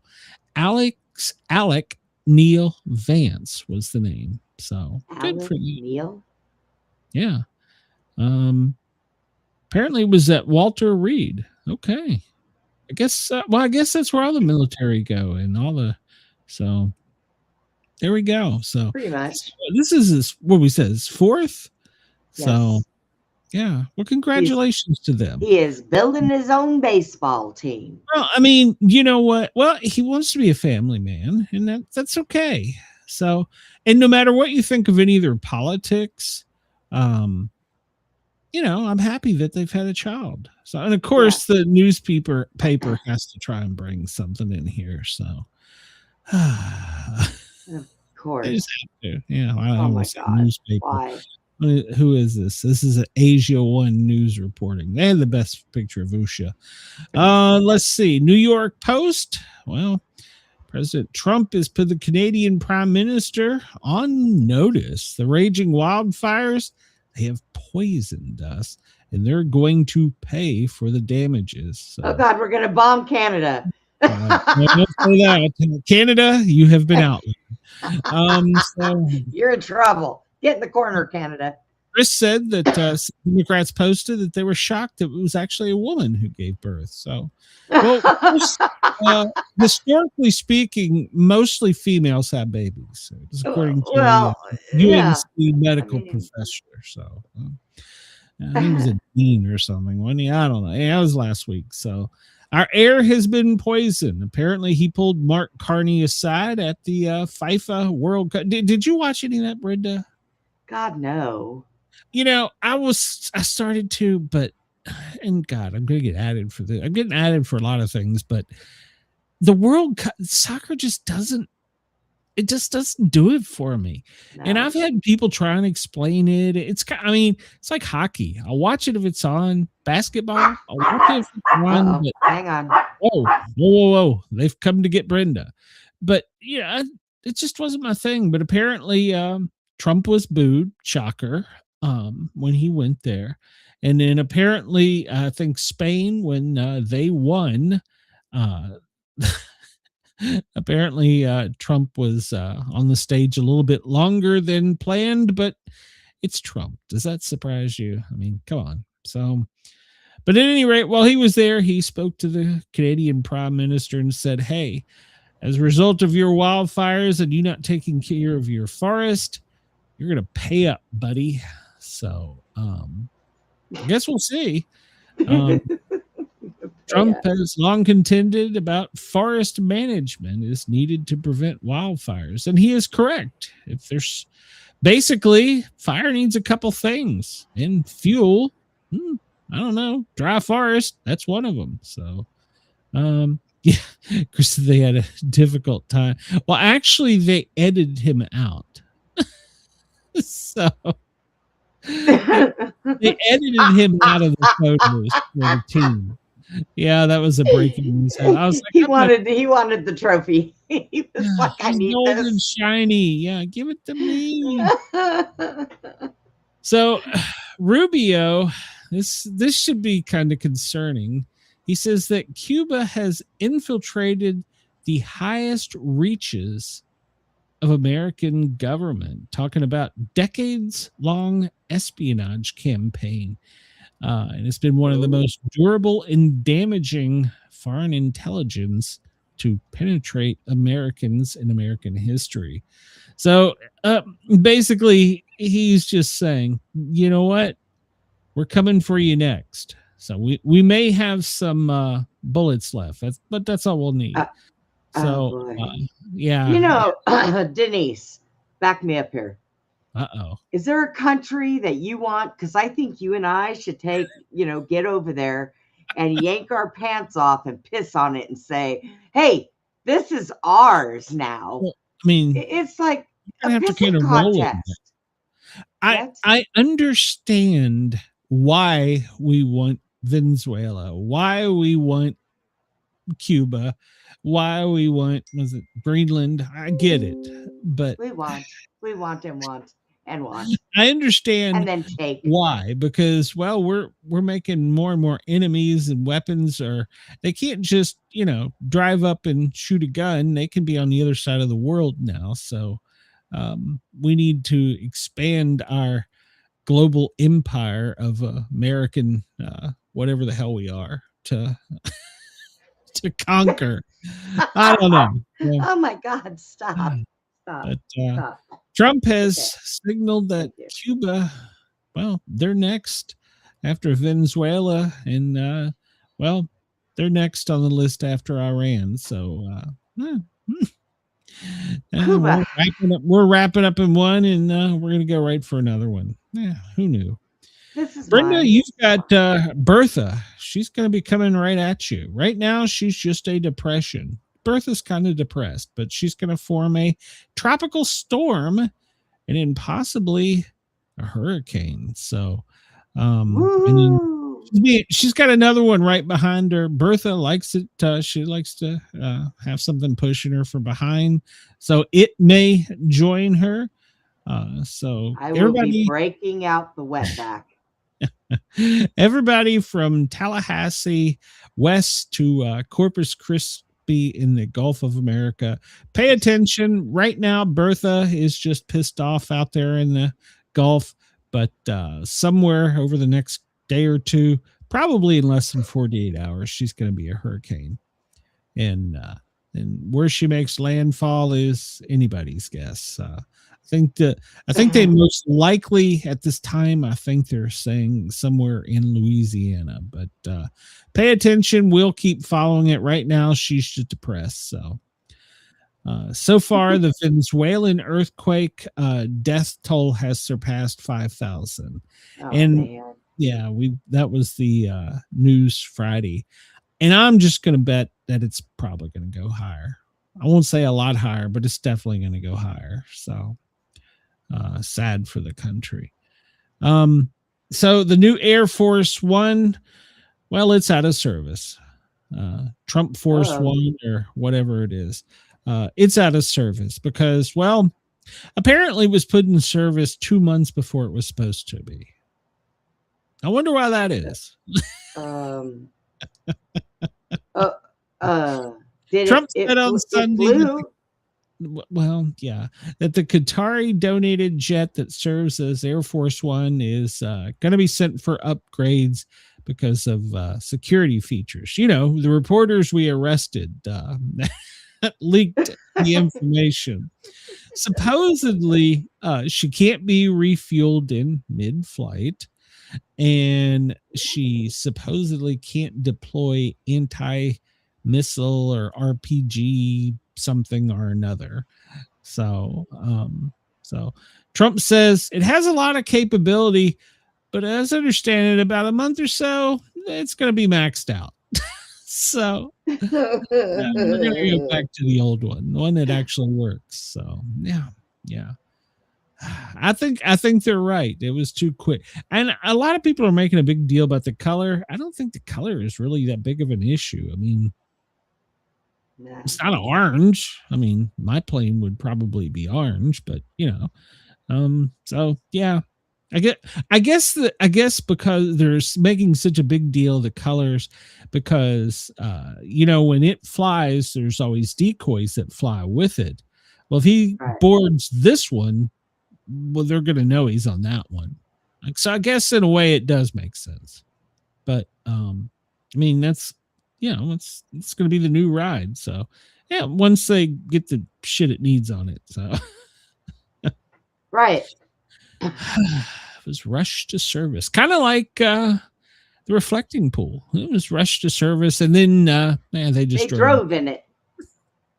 This glue wasn't even dry, and they're out there bringing armored personnel carriers on it. That's our government. They're so bright. So this was a breaking news headline, and I'm going to be honest, I'm not sure why this is such a big deal. Trump secretly has replaced the Rose Garden lawn with statues of controversial figures. So we know that he decided that the Rose Garden needed a uplifting where they basically put a patio there so that when it rains, let's everybody remember, DC is swampland. They didn't have to worry about people with wet feet. So I get it, but because Trump did it, it's bad. Well, yeah, he's now been putting statues out there, and the latest one is drawing heat because not only is it of Thomas Jefferson, he did this in secret, apparently. I don't know how you can bring in a 7-foot tall, 700-pound bronze statue into the Rose Garden secretively, but hey, apparently he did it. He's just that good. But not only is it controversial because it's Jefferson, but the guy who did the statue is also the same guy who made the bronze one of Trump for the Fight, Fight, Fight monument. That is, of course, talking about the image from the 2024 assassination attempt in Butler. This is Jefferson. It depicts him working on a draft of the Declaration of Independence. So apparently Trump loves it so much that he sent the artist, the same guy that made this other statue, a personal thank you note. I don't think that's something new. I think he actually sends a lot of personal notes out. I've heard that from multiple people, that Trump likes to have handwritten little notes. So, little cards of thank you and stuff. And as far as responders and stuff, he likes to give them challenge coins and stuff. So. But because the grass, it's been replaced with a patio, this is the 5th statue. Now, Jefferson is going to join Washington, Franklin, Alexander Hamlin, and another one, which is called Freedom's Charge, which is an honorary statue for Revolutionary War soldiers. Now, why is this such a big deal, Brenda? Because everybody makes it a big deal, Glenn. I don't know.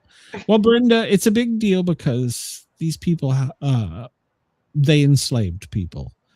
And so they shouldn't be recognized. I'm going to go out on a limb here. This is not misogynistic or racist or whatever. That was a different time and place. It was common. I'm not approving or condoning of it, but it was common at the time. It wasn't, I will be so happy when people realize that we are all slaves to the same damn system.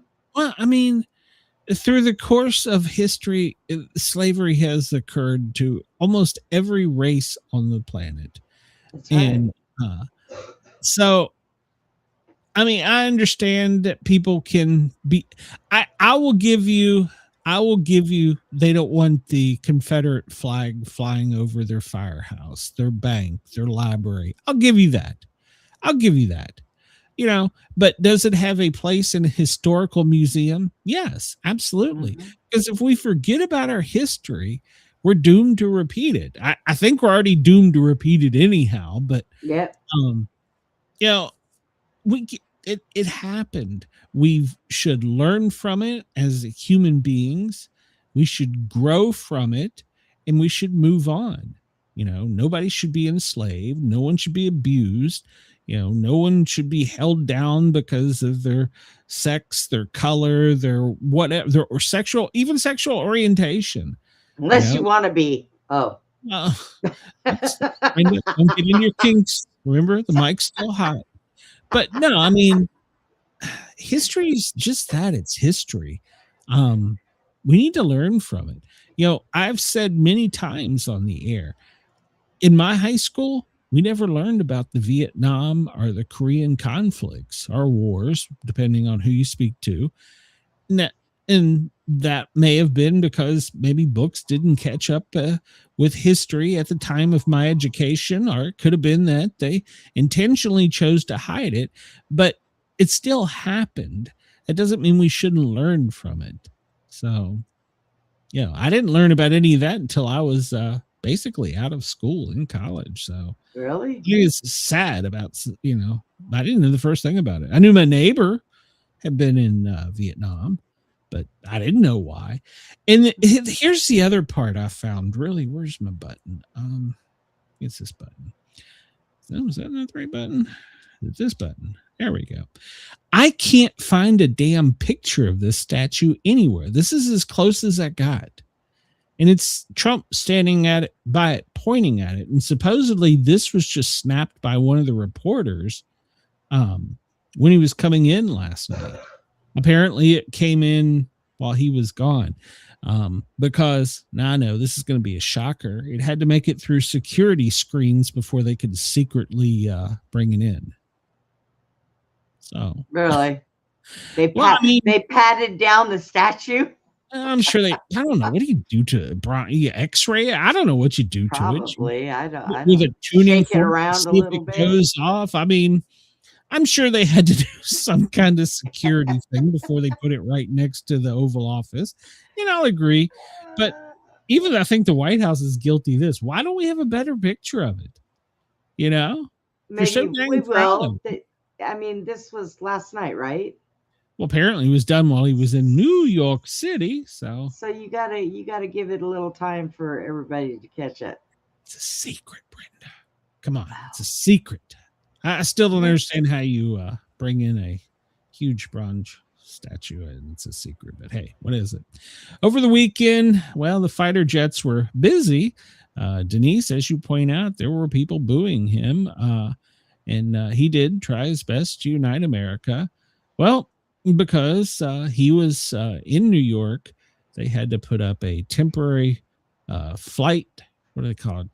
TFR, temporary flight restrictions, TFRs, for I think it's like a 50-mile radius. And, if you get violated it, you're going to get warned. They're going to call you on the radio. If you don't listen to them, well, they're going to come look for you. And apparently over the weekend, NORAD had to launch. I'm sure they were probably already up there. During two of them, they actually had to shoot flares to let the pilot know, hey, this is your last warning. Otherwise, the next one is, it's going to probably be a lot brighter than this. So, it's going to hurt. The planes were all escorted out of the area by the military. And I'm sure that they were then taken to a secure location and stripped and whatever and checked out. So, you will immediately, as this says, should the pilot or aircraft happen to find itself intercepted, you might want to get on the radio frequency 121.5 or 243.0. Turn around immediately because, bad shit's going to happen if you don't. So I agree, Denise. So, he does. We all say stupid shit, but sometimes he really does just need to shut up. So apparently the DOJ today has launched an untested court called the Alien Terrorist Court. And apparently this was created 30 years ago, and it was designed to deport alien terrorists but has never been used. So they're hearing their first case today. The Trump administration is bringing this secretive court out of the, I don't know, dusty bookshelf. And, well, so they're going to start doing. So enlighten me. Well, when they say it's an alien court, no, they're talking about people. I mean, I guess it could be aliens from space if they come here without permission, but it's for aliens who basically we need to get out of this country. Okay. So it's a 5-member court, and the hearing. So actually, they dusted out and they opened their doors today. They're still cleaning their offices. Thursday will be the first where they actually convene. So we'll follow that.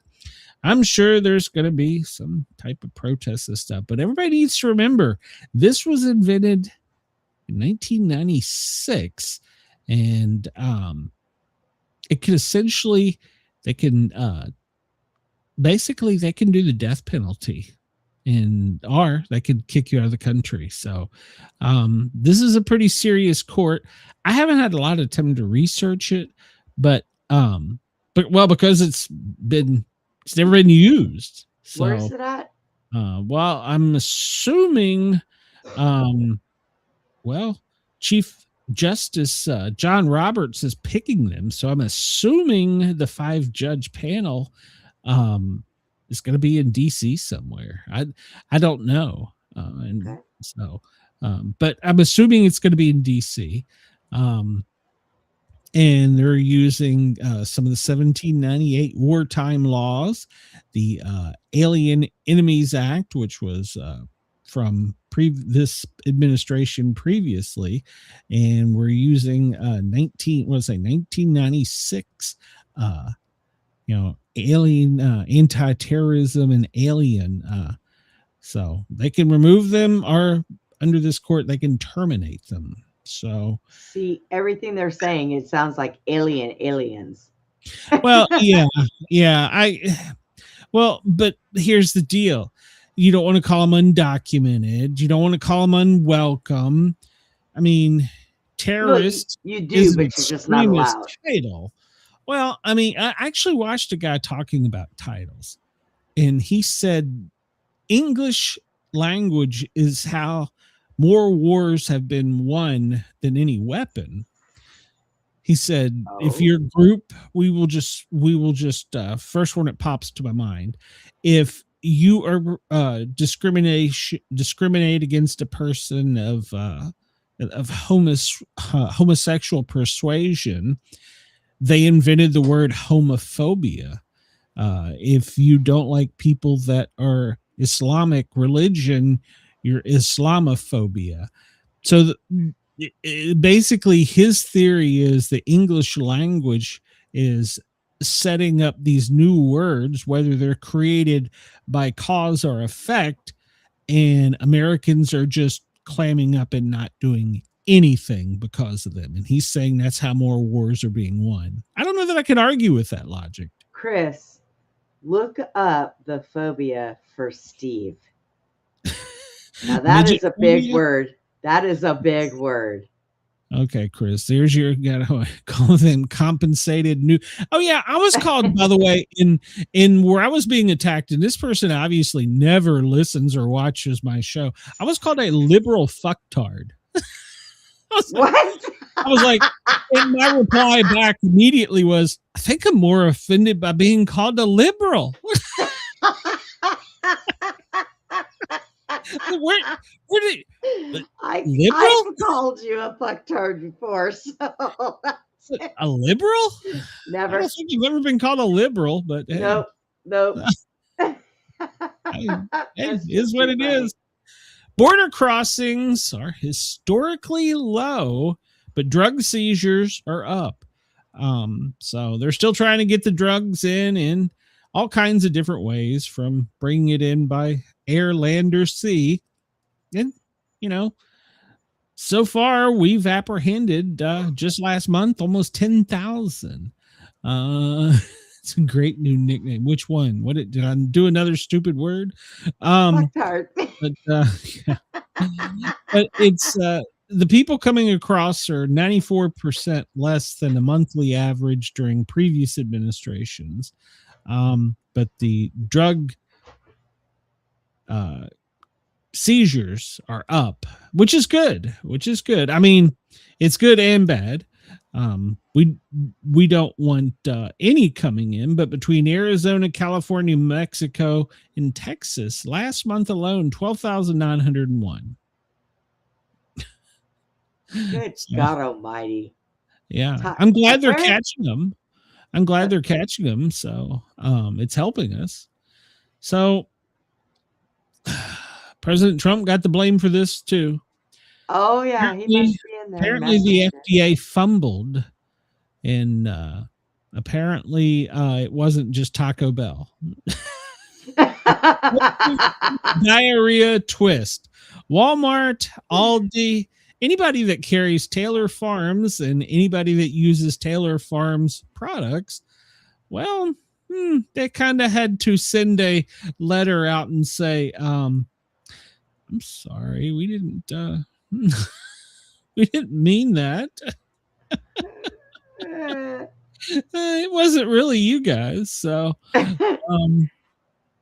yeah. So apparently, we're still looking for the causation of the explosive diarrhea. So, did you see that? Did you see that meme on Facebook that had the Taco Bell sign and said, "Don't act like you've never gotten exploding diarrhea before from Taco Bell." It happens. So now there's apparently a milk shortage because of a cyber attack on Coca-Cola. What? Wait, what? Yes, you heard me correctly. Apparently Fairlife, which is owned by Coca-Cola, has had unauthorized access by a third party. Maybe that's what we should call this court. Unauthorized access third partiers. Hey, good idea. So yeah, apparently it took a lot of the Fairlife companies out of service and offline, and apparently that got cows backed up because they couldn't get milked by their AI equipment, and they got bloated and died, and I don't know. But apparently we've now got a milk shortage. So wait, they are using AI equipment to milk cows? What a bunch of lazy people. Oh, come on. We kicked out the illegals. So no. To do it. Oh, damn. Did I say that? So, I mean, okay. It doesn't take brains to pull on an udder. Hire somebody out of high school. Growing up the farm, I've done it. So, yeah. But I've done because it. of cyber attack, we're going to have supply issues with milk. I'm not really sure why Fairlife and Coca-Cola, if I don't know if they own the largest network of cows. I don't understand this, but I don't understand it either. Yeah, Somebody if you don't milk the screwed that up. cows, the milk goes bad. If you don't get the milk out, it goes bad. So yeah, so People get out there and pull an udder or two. Come on. Maybe Pretend like it's your first date. So yeah. All right. So Walmart in California. Well, you know the anti-theft devices they used to put in CDs and DVDs and stuff like that. Yep. Well, they've increased the technology since then. And now apparently beef, including ground beef and ribeyes, are going to be packaged with these trackers. So if you go outside of the store without the tracker being taken off or deactivated, well, they're going to tackle you. So we are now putting anti-theft devices on our beef. So nice. I don't even know where I want to go with that argument. So, oh shit, we're almost out of time. Let's see here. Chris, I brought this one up for you. 50 cents a month fee for residents of Illinois if you're a doom scroller. They're going to watch your data and you will be taxed 50 cents a month in Illinois because they're going to obtain your data and see if you're a doom scroller. So, Oh Chris, my God. there you go. Minnesota, we got to say props to this grandma. She took it all the way to the state Supreme Court, and they are now going to, I got to do the picture of him off there. They are now going to allow alcohol and alcohol sales in nursing homes. So kudos to that grandma. She wins Grandma of the Year award. They're in a nursing home. They have nothing else to do. Yeah. Let them have a few drinks. There you go. Let them enjoy their alcohol. So if you're in Minnesota, apparently now it's legal to get drunk in the nursing home. But if you're in Illinois and you doom scroll, well, they're going to get your data and they're going to charge you 50 cents a month. So Chris, oh my God, it was your governor. So yeah, educate yourself and we will tax you. Well, that's right. That's what it's all about. If you do try and educate yourselves, yes, they're coming for you, Chris. So but if you doom scroll in Illinois, hey, going to what if you go to a nursing home as if it's a bar and get drunk and take your computer and doom scroll there? But you can only do that in Minnesota. You can't get drunk. Oh, well, who the hell wants to go to Minnesota? If I lived in Minnesota, I'd be drunk too. They're going to see an influx of people going to nursing homes. I might stay. I always threaten to throw my wheelchair out the window and run away, but I'm with Denise. Give them the booze. They've earned it. Right. Tomorrow, catch me until 2 on the Thin Line Rock Station, www.thethinlinerockstation.com. And then 2 to 4, Brenda and I will be back. And of course, there's always ways to at me in my social media profiles if you want to disagree. Offer still out there to any politician or newspaper person that wants to come on. Bring it. Yeah, come on. Brenda and I'll see you tomorrow. Everybody have a great day. Bye, everyone. I